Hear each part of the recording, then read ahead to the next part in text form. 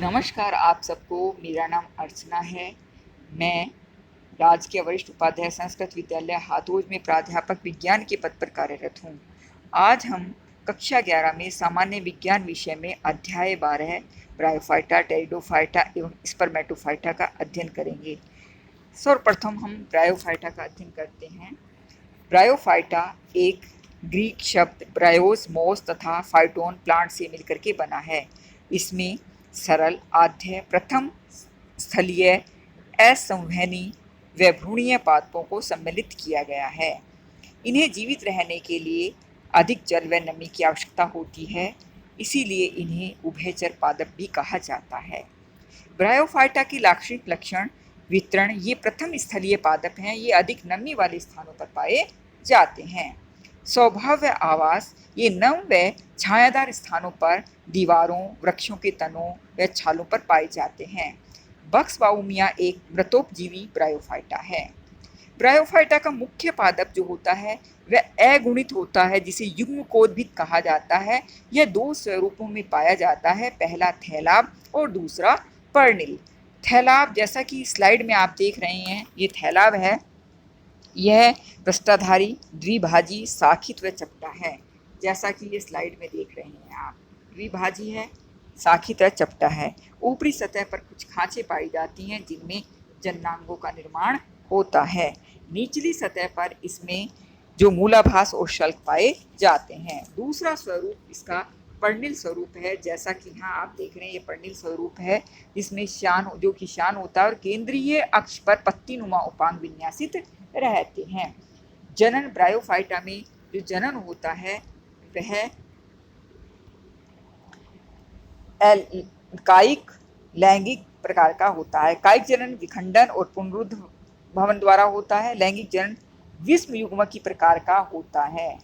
इसमें दोनों युग्मक संरचना और आकार में अलग अलग प्रकार के होते हैं।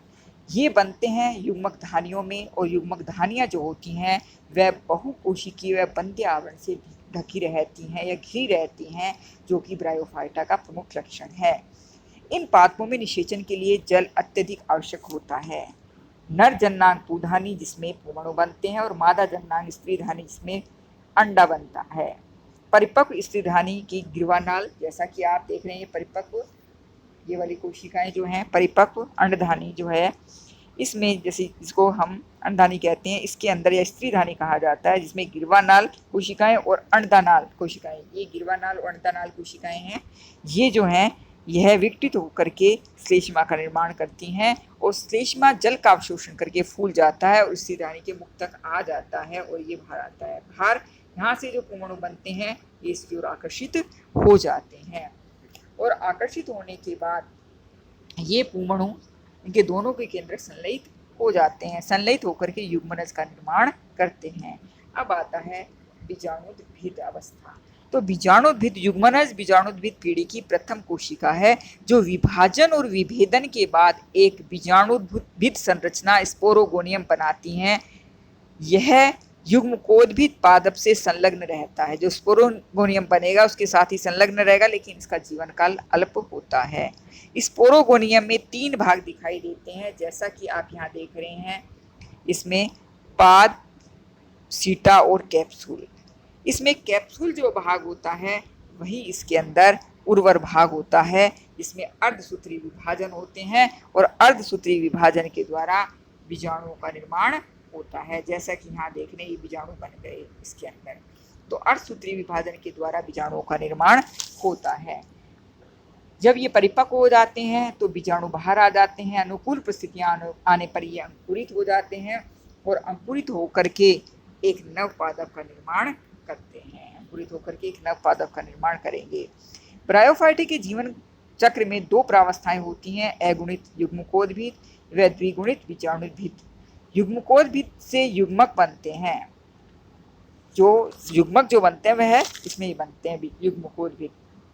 युग्मक संलयन होकर द्विगुणित संरचना जो स्पोरोगोनियम बनाता है, स्पोरोगोनियम में फिर वापस क्या बनते हैं, अगुणित बीजाणु बनते हैं, जो अंकुरित होकर के पुनः युग्मकोद्भिद बनाते हैं।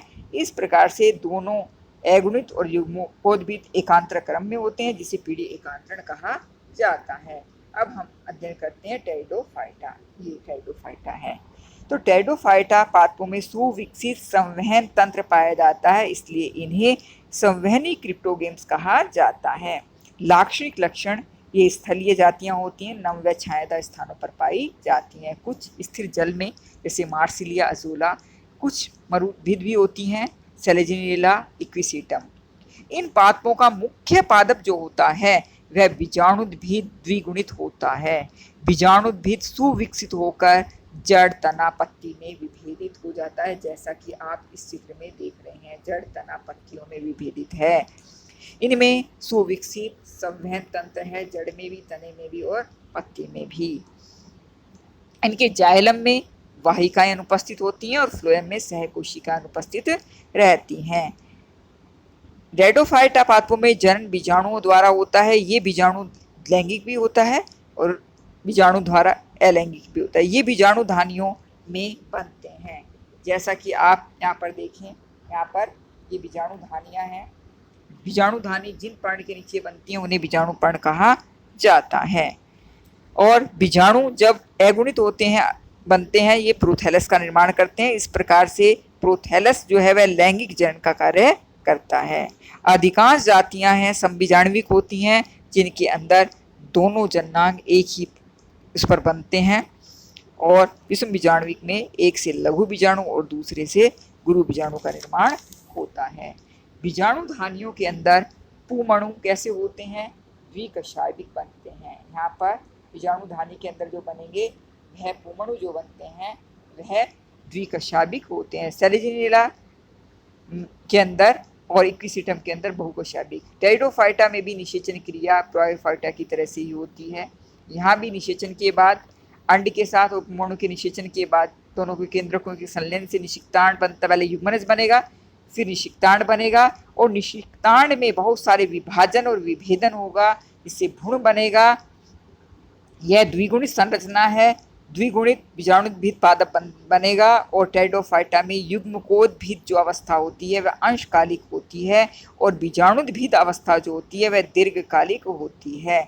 बीजाणुद्भिद प्रभावी प्रावस्था होता है। सभी टेरिडोफाइट पादपों में सुस्पष्ट पीढ़ी एकांतरण पाया जाता है। नेक्स्ट जो है हम स्पर्मेटोफाइटा का अगली स्लाइड में या नेक्स्ट सेशन में अध्ययन करेंगे। धन्यवाद।